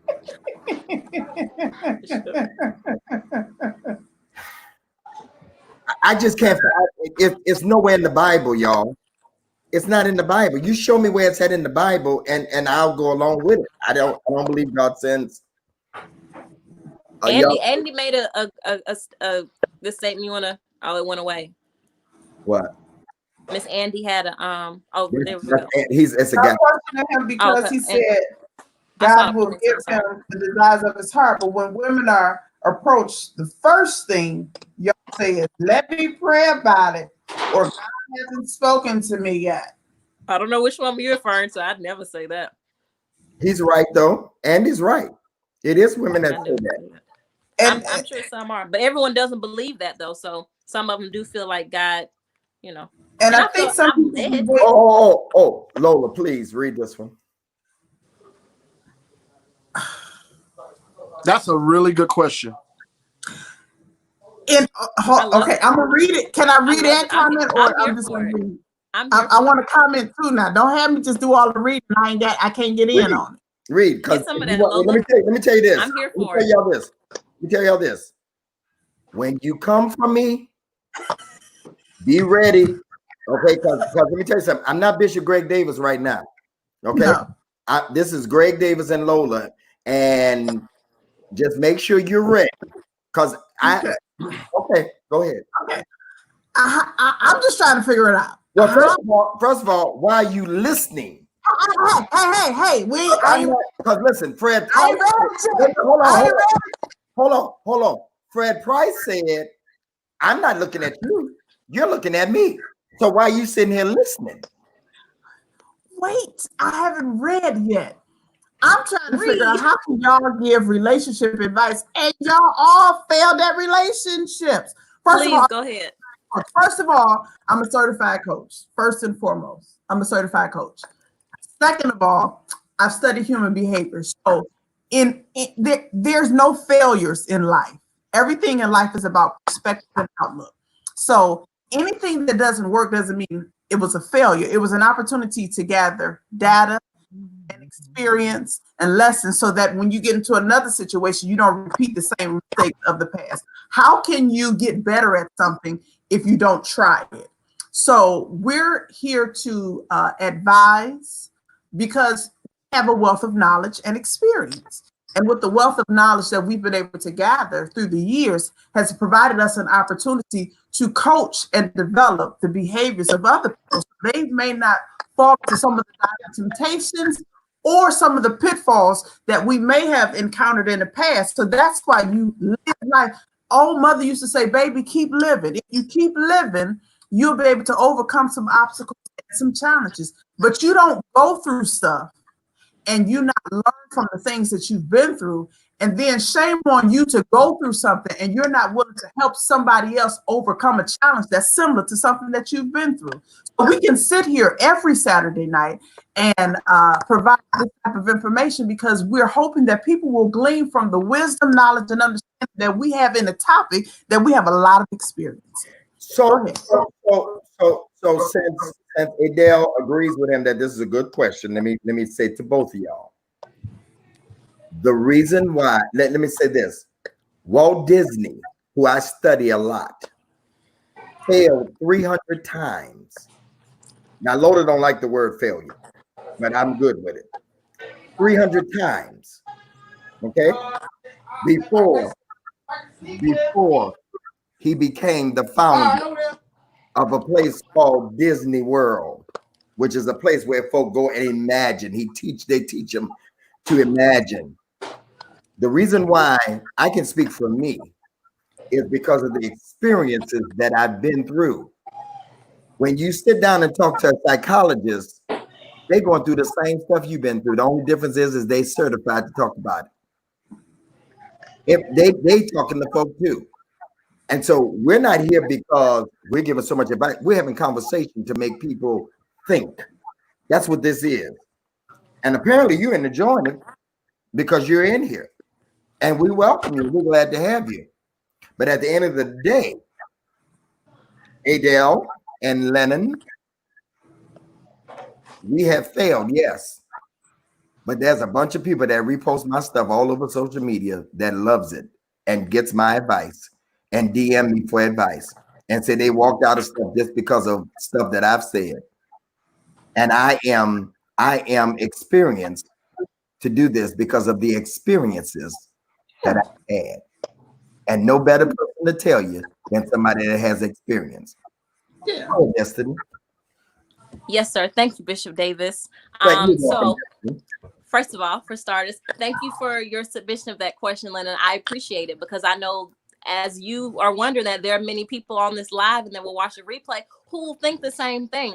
And so I would have to say to that, I wish that there were more people that quote unquote failed at things that would talk more about it instead of parading around in these fake facades, because some people who are in relationships are actually failing in those relationships, but they're not telling you. And I guarantee some of your favorite people are in very miserable, failing relationships, but they have an image and they have a persona to portray. So they're not talking about it to show anyone because they're still leading and bleeding at the same time. And so if there were more people like this forum here, if there were more outlets like this forum here that allow people to be transparent, truthful, and vulnerable about things that they have went through, then I guarantee there will probably be a lot of less failed relationships, failed marriages, because there will be more people there to tell you the real of it. I wish that all of the people that parade around with how long they've been married for 20, 30, 40 years told the real side of marriage, not the bubbly, like he'll keep you if you want to be kept, but told the realities of what happens in relationships. And because Adele is my brother, because that is Bishop's son, because that is Lola's brother, we care enough to want to share wisdom or share experiences. That does not mean he has to take the advice. That does not mean you have to take or even listen for that matter, but it does mean that we care to a certain level to share things that we have been through. And that's the problem with many people today. Nobody's willing to get naked in order to cover other people because we all want to parade around like we have it all together. And again, my take on failure is not failure, it's feedback. Because of that failed marriage, I am a self-published author, a coach, a certified speaker. I've traveled around the world. I get paid to do what I love because of that quote unquote failed marriage. And because of that, I am on this forum right now, and you get to sit here and listen to me talk to you on this forum because of that failed marriage. So that is why we can give him advice on what you call quote unquote failed marriage, because really, or failed relationships, because it's all feedback that has gotten us to where we are now, and that is perpetuating us to go further, because we are now not afraid to share our truths and share what we have been through in order to help other people.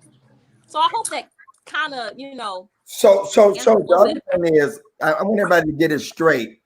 Nobody's picking on Adele. Adele already knew before he came on here that we wanted his difference of opinion because I said it to him. So this is constructive conversation. So if anybody is taking it any other kind of way, then you haven't been on this show. We all have different opinions. At the end of the day, I want Adele to be married, but I want him to be married when he's fully become who he's going to be. That's a father. Now you bring somebody to me and say this is who, man, I'm the first one in line. Good, I support him at the end of the day. But if I can say anything to him to shape the way that he's thinking about finding that person, then I would have done my job as his spiritual father. At the end of the day, y'all want to know the real part about it is I ain't gotta live with him. So let me say this: Boaz was given a woman by God. I'm not. Go ahead, Lola. He wasn't. I think so. In one of the comments, someone had we had talked a little bit about living in a facade. The great thing about tonight's conversation is that everybody is speaking their truth and living in their truth.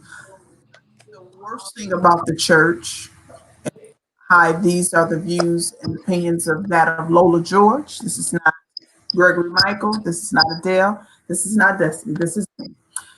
We have far too many people living lies. Far too many people living lies. You're living a lie and you're trying to pass your lie off as truth, and it's hurting the people that you encounter. The truth hurts. It hurts. And if you rather live your lie to protect, are you really helping them? It's a lot of people out here married and miserable. A lot of people out here married and got side pieces. A lot of people out here married and got outside kids. I mean, it's a lot of foolishness in the church, and it's okay because the church is the hospital. But whatever you do, walk in your truth. Walk in your truth. Walk in your truth and stop lying to these young people. So can I ask you a question? Absolutely. So why do you think you haven't been in a successful relationship? I didn't say hold on. I never said that. Oh. What do you mean? How do you know she's never been in a successful relationship? What do you think? Yeah, I never said that. She's not in and out. She's not in a relationship. So just because the relationship ends doesn't mean it's not successful. Wait, Lola, please let me. Wait, just because a relationship ended doesn't mean it wasn't successful? The love of my life died. Lola. So help me with that. Lola. The love of my life died. So help me with that. Lola, hold it. Pull out Adele. Just pull Lola. out. I need him to help me with that. Lola. I can't help you with that. Well, no, you're asking questions, but you're asking questions that you don't have. Adele. First of all, Lola, let me. Go ahead. I knew this was gonna be good. The minute you said Adele was gonna be on here, Adele. What do you mean? Because somebody is not in a relationship means that they had unsuccessful relationships? Why the hell you ain't in one now? So listen. I haven't found the right one. No, Adele, listen. This is more reasons than that. Listen, Adele, I want you to look at me for a minute. You mean to tell me my 20 years of marriage to Pastor Kim wasn't successful? Even though we divorced? Y'all still praying? If you say that to me, then I'm offended. Because I had a very successful marriage. And you're still friends. And we're still friends. Better than some people that are married. Yeah. We've done 3 lives together to help other people's lives. We're still helping people's lives. We're not married. No, I had a very successful marriage. She pastors 2 great churches. She's a very successful preacher. She's a very successful mother. I have been more than successful. You know who helped do that? Not none of these Johnny come latelys. They will reap the benefits. Kim Davis told me when I left her house the last time. You know what she told me? She said, I still love Greg Michael Davis. She said, and the sad part about it is all that we built and all that we are, some young girl gonna come along and reap the benefit of who you are. I love what Tim Clinton just put on here. He said it had its successes, but it was in the end unsuccessful. Now, not in your case. That's Tim's opinion. Wait, it got not in your case, and I don't want to sound insensitive to you. No, Tim, losing a mate. What he asked is You jumped out in the middle of the street and about to get ran over by a Mack truck because you don't know what you're talking about. That the Lola and her love of her life died. You don't know circumstance. Tim, I agree. That's why I asked. No, Now you that asked I know the wrong that. way. You asked the wrong way. Now that I know that, we wasn't on here to talk about relationships, right? No. You try to approach a situation with a nice, nasty undertone. You try to see, I have a PhD in passive aggressive. So the question that you asked was a passive aggressive question.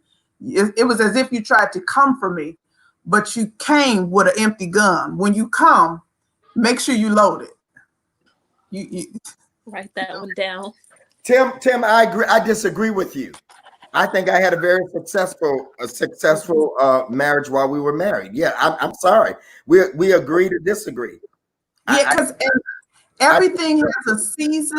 You know why? Because I have no regrets of being married to Kim Davis. Yeah. And I would have to say, a result of my divorce, again, I am happily divorced. My marriage and divorce is one of the greatest things that could have ever happened to me. And I don't care what anybody says. I learned so much. And now, because of what I learned in that, now I know who I am. And now I actually have some really quality options. Like now, so if I wanted to be in a successful relationship, listen, I kind of have my choices there. But where I am in life right now, I'm still building and growing. But it's not because I couldn't have a successful relationship if I wanted to.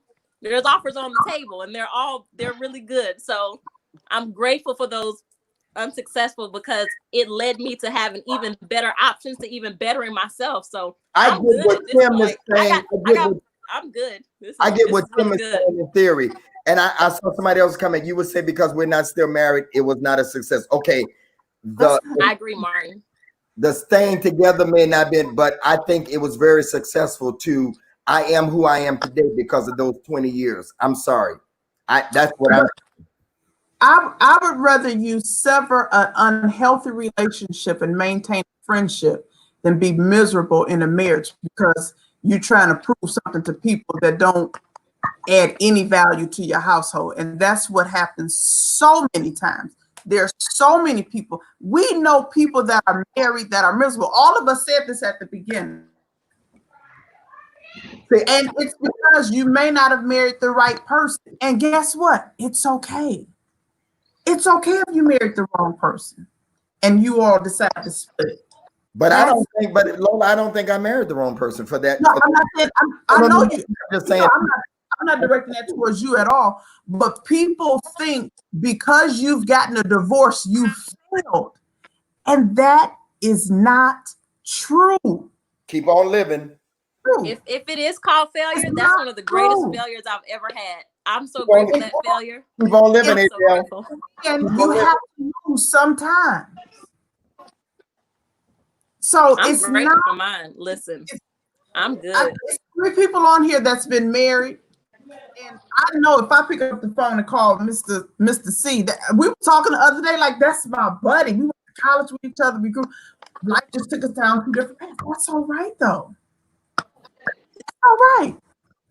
The beautiful thing is, regardless of what people say, and I get the concept they're saying it was failure, unsuccessful. I get it. That's a matter of perspective, which is okay with me. I'm not offended in the least bit because, again, if it wasn't for that, I would not be experiencing and reaping all of the blessings that I have now from that situation. I thank God for that man, and I thank God for that relationship. Like, I really do. And I don't want people to think that we're saying that marriage is not a good thing. You shouldn't be married. Listen, I will be married again one day because I'm one hell of a wife. I'm exactly. So people have things about themselves that they're not ready to be in relationships that can corrupt a relationship, especially when you have deep-rooted issues that you have not healed from childhood, like childhood trauma, things that you need to overcome. But that does not mean that marriage is not a good thing. We're not trying to convince Adele that he should not be married. We're trying to help give him more insight and more, because I wish as a young woman, I wish that there were more aged people who had wisdom or who had been through relationships that shared more things with me. I wish that I had this type of form when I was 19, 20, 21, because my marriage probably could have worked better, because I would have stopped and looked at somebody holistically, not just their good qualities, but I would look at, is there something in them that may spring up that may hinder this relationship or marriage later on down the line? Are there issues from childhood that have not been healed from that are now going to come in and corrupt our marriage and cause a disruption there? So I wish that I had these type of safe forums where people wanted to share their experiences and share what they've been through. So I'm not offended in the least. I'm grateful for all of the questions, all of the responses. I'm grateful because believe it or not, there's more people not saying anything who are being blessed than there are people who are saying something. So the people who are, I appreciate your feedback, and you have every right to ask those questions. However, I'm grateful for the people that are on this, most of my platform and what I do and the books that I've written and the conferences I've done and the coaching that I've done have been from me being able to share those experiences that have helped countless numbers of women, because my target is women. So countless numbers of women have been helped from what we call a failure. So if you want to call it a failure, I'm okay with that. I'm not offended, because the impact from that failure far exceeds anything that I could have ever done still sitting in that marriage. So Like I'm good. I'm grateful for godly wisdom. comment I'm reading 2 minutes ago from my Instagram. I enjoy your relationship videos so very much. I've been a widow for 6 years and I'm still praying for a mate. Thank you. On and on and on all day long. Tim just said something, and Tim, we got to get Tim on here. Tim just said something that's true. Send him the link, Bishop. Huh? Send him the link, please. No, I wasn't saying right now. Oh, okay. I'm on the whole show. Tim said something true. We do need to stop everything and just wait on it for real, because all this, you know, talking that. I think it's if nothing else, that this COVID thing has taught me, being in the house and all this that's going on as I'm watching Atlanta burn right now. Literally. I mean, Atlanta they got 75 shut down. Is that you want to be able to share this life with somebody. And we all need to get to the place that we get serious about it. I'm serious. We, as much as we've talked to Adele tonight, I don't totally agree with what he just asked, because I think that the undertone of a lot of him and the other person is that we're not qualified because we've all failed. And that's not true. It's on the other hand that we are qualified. I'm more qualified. That's the hundreds of clients that I have that pay me for my pain. Well, I'm more qualified now to be somebody's husband than I was. Wait, so it qualifies you because you have the clients? It qualifies me because I went through what we call a failed marriage, and I learned from, and I extracted the lessons out of it. And I went and got certified. I went and learned from what I went through. Yes, that qualifies me. Everybody's life is an answer to a problem. So even in your ministry and everything that you do, whatever you call a failure, everything that you do, if you learn from it and you use it to help somebody else into further where it is you're trying to go, then it's all worth it. Yes, it does qualify you. Your pain qualifies you. What you go through qualifies you if you learn from it, you extract the lesson to help somebody. And fortunately for me, I'm not selfish with what I go through. And most people are too ashamed to talk about what they've been through, but I'm not ashamed of it. And so that's the problem, because it's people like this who try to make you feel bad about the things that you've been through, or try to bring some type of shame to it in hopes to silence you. That's why so many people are stuck in ruts and get in situations that they wish somebody cared enough to be vulnerable enough to share what they've been through. That's a problem. What, Lola? You know, y'all sound bitter. Wait. I always say this: with love and kindness will you draw the people. At the end of the day, it's with love and kindness will you draw the people. With love and kindness will you draw the people. With love and kindness will you draw the people. Y'all sound bitter. Adele, please see God, because they don't know what they talking about. Oh. And you know what? Hey, God bless you, Lennon. You're so cute. That's so It's sweet. okay. I mean, because And you're the and like one of the viewers said, you're the one that sounds bitter. Oh, Lennon is listening to us. So I mean, And ain't left. Right, Tim. so he that has an ear, let him hear. yeah, That's so it's sweet. okay. It's okay. This is for those that may be joining in for the Lives first. are changing, so lives Yeah, are changing. Tim says Results don't lie. Tim said it qualifies you because they believe you. Yeah, no, that's serious. It And does. lives are changing. So No. again, Tim I got don't a have to, point we're there. not gonna argue about it. No, Tim, you're right. It does qualify me because they believe it. Yeah, I agree with that. But And I don't agree with that one. most leaders are qualified because of their experiences and people that follow them. And I'm not for everybody. but what criteria are they looking for to justify your qualifications? What I mean, what's the criteria they're looking for to question somebody's qualifications, and then what qualifications do you have to counter? I'm not a prophet because people sow into my ministry and believe in me. I'm a prophet because that is what God called me to be. So it doesn't matter if anybody believes in my anointing. Well, then I'm a prophet regardless. you disagree with Tim, so now you're disagreeing with him. Huh? Yeah, you disagree with what Tim just said. You said you agree. No, he was being facetious when he said that, making it a joke. Whether it's a joke or not. Anyway, I'm just grateful for the people who are being helped, who may never speak out because of fear of certain people, and again, I respect everybody's, feedback. Again, this is healthy dialogue, so I get it. I'm not offended in the least, but I am grateful for the people who are listening, who are being helped. And again, everybody's life isn't the same. Everybody's gonna go through the same thing. Again, and I think marriage is wonderful. I will be married again. Marriage will be something that I will be involved in again. So it's not to discourage marriage. It's not to try to convince people that they should not be married. But it's, again, if you're going to come on here and ask questions, everyone is entitled to share their experience and their opinion. You can take it or leave it. Like, it's not a, it's a perspective shift. I'm glad I'm not a novice at let me finish. I'm glad I'm not a novice at opinions. I remember when I first started on the World Network, this preacher, listen, Lola, this preacher sent me an email. Listen to this. This will tell you a whole lot. What's that noise in the background? Somebody's house. A preacher said to me, I watch your show every week. I just want you to know I hate you. I don't like you, but I watch your show every week. Well, I mean, that's an oxymoron. You hate me, but you hate. Yeah. So I'm saying that to say that was 13 years ago. And I didn't quit because of that one person. And I'm not discouraged tonight because there are those on here that feel like, but you're still on here. And so you'll probably be on next week too at 9:00. Because we entertain you, and that's a lot of this be entertainment. A lot of it be entertainment. And she has 100 clients. Tim, stop that. Tim, stop that.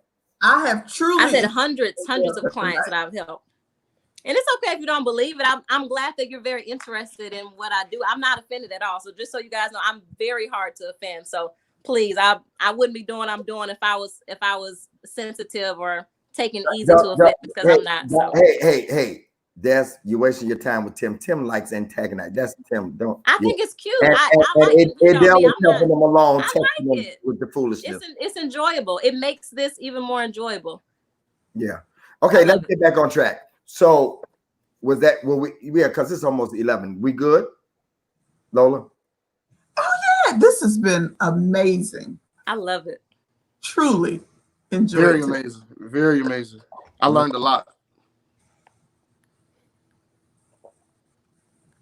We done? Oh. No. What we have one more. We don't want to do the other question. Go ahead. I'm good. We got 15 minutes. Let me pull it back out. So we did. Oh, my energy shifted. Oh, you're so observant, Tim. I like you. I like you. So we were talking. I'm telling you, Don't feed into Tim. He's funny though. He We have he wants you. He wants you. I'm telling you. I've known Tim. Oh, he likes attention. I'm telling you. And Adele is pushing him through text. I ain't texting him. Go ahead, Lola. I'm on the So line. we posed the question about, do you prefer dating church girls or church guys, or church men, church women? And we had talked about, dating people at church. And so here's another question. This one is edgier one. Has homosexuality in the church caused people to look elsewhere?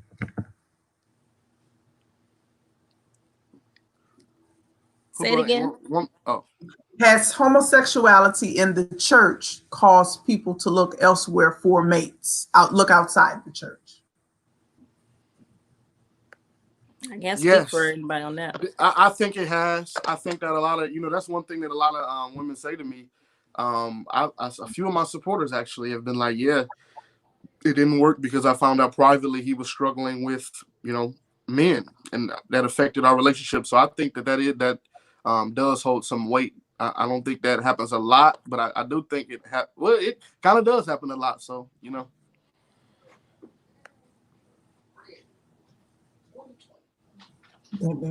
Okay, thank you, Adele.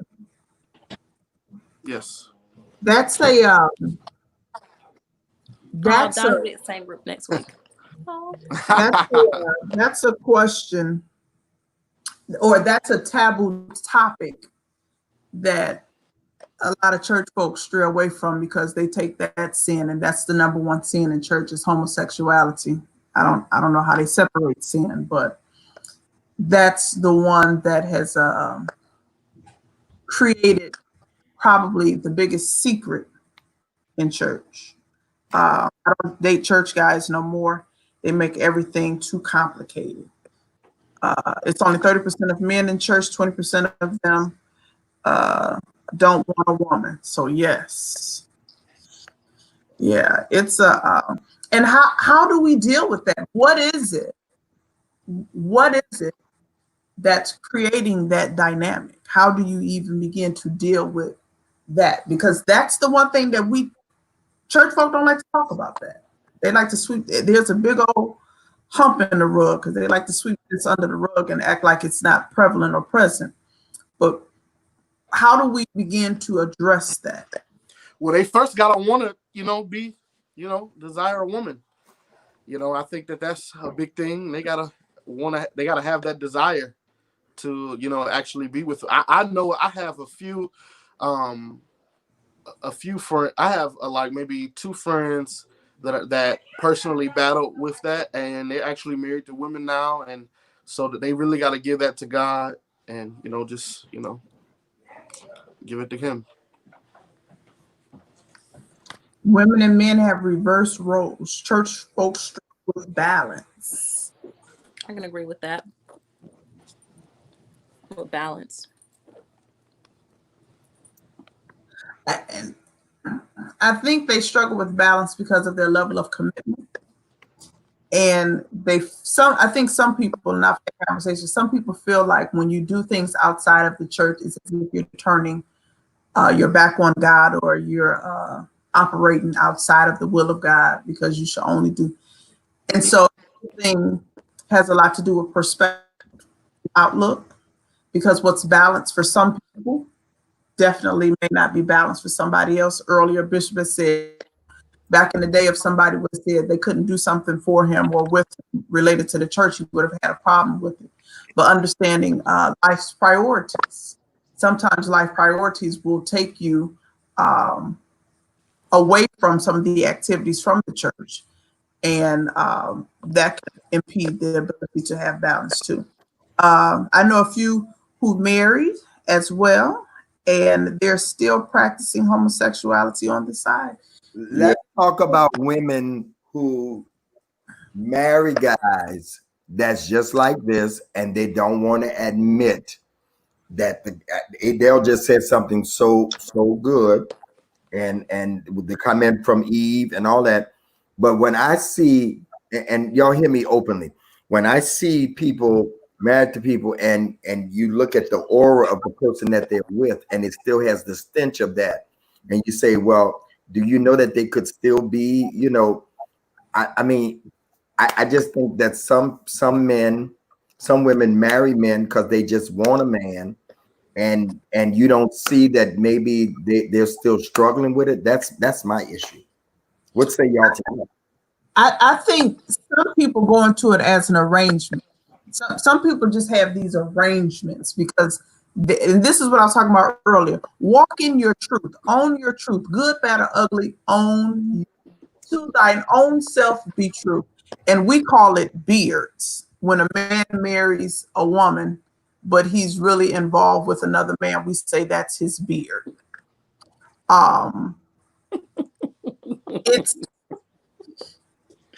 I think people need to walk in their truth. If why get married and live this lie? This is what I was talking about earlier. Why get married and live this lie if it's something else you're struggling with? Because what ends up happening, if your mate doesn't know it up front, you ruin their life because they'll begin to think that if something wrong with them that caused them to carry on in that manner. Okay. Okay. I just don't have much on this particular topic. Well, let me deal with it on another end. The experiences of that. So No. I mean, there's not a lot you can do. But this is something I'm listening to because I'm actually enjoying hearing the feedback of this particular topic because it's not something I've really. We got about 7 minutes, so let's talk about this. Why, when me and Lola do these single events at a church that has thousands of members, there may be hundreds of women in there, but there's like 10 men in there at the singles events. Because let me tell you what men are saying. Y'all, I've seen all these comments tonight, and all these comments say that a lot of these women don't want to be bothered with church men. But guess what? A lot of church men don't want to be bothered with church women. Let's put this comment up real quick, Bishop, so I can address this. Whoever Mika Edwards is, I want to address her comment. But okay, hold on. Can I finish that though? Yeah, sure. I got my thing on it. I'm gonna do it. Okay. So do y'all hear what I'm saying? Why is it? I think it goes both ways. I think there's a lot of men that don't want. I had gotten to a place. I ain't gonna lie. I didn't want to date a church woman because they were boring. All they wanted to talk about was scriptures, and all they wanted to do was be on my show, and all they wanted is be the bishop's wife. I just want somebody to do it. I've asked the men, like, why y'all don't come? Why y'all don't come? And they say that sometimes women in church are too aggressive. And that becomes a turnoff because they go to church for the word and not to find that they're not coming there shopping for women. Oh, y'all, y'all being a little different tonight. I don't know if I like this tonight. Yeah, let's address this. No. Let me say this. If Gregory Michael Davis, Lola, help me out. Lola, you know me better than anybody, and I think Destiny know, and Adele. If I could grow this hair in the middle, what would I be wearing? Oh yeah, you have a ponytail. I would be doing. I promise you, I'm just that liberal though. I'd be like the man that's in Congress that was at the boy's funeral with slick hair, had the ponytail. I don't. Sometimes I think he go a little bit. He had the shells in it. And I got him on the shells. But I mean, I think y'all being. See, this is a matter of taste. This is what I'm talking. This is what I was talking about earlier. This is a matter of taste. Go ahead, Adele. Do what they want to do. So because Mika Edwards, because I decided to lock my hair, and I was messing with my hair, and because I got a ponytail, I'm glad I can put it in a ponytail now. That makes me a homosexual. No, I don't think you're homosexual. Yeah, that's what she's insinuating. Honestly, if I saw any of that church, I would be unsure because he has a ponytail in his hair and keeps flipping his hair around. I'm just saying. Okay, so I just want to clarify that I am not a homosexual. Okay. And Eve said, "Child masculine doesn't mean they're not homosexual." Yeah, homosexuality don't even have a look on it. Like you just don't. Right. One knows where the nose goes when the nose closed. People don't know what people are doing. They don't. They don't. I'm going to say this. I'm going to say this. I'm going to say this. This has Tell been my this has been a good night, but it's a lot of judgment on here tonight, and yeah. I don't know where it came from because this is usually not what we have, but it's a lot of judgment, and I think you are mistaken us having a diverse panel tonight. I brought Adele on here because I know the way he thinks. For this. Yes, for this. I Right. brought him on here for this to stimulate conversation, and you all have taken it somewhere where it's not. This is my son, in whom I'm well pleased and love.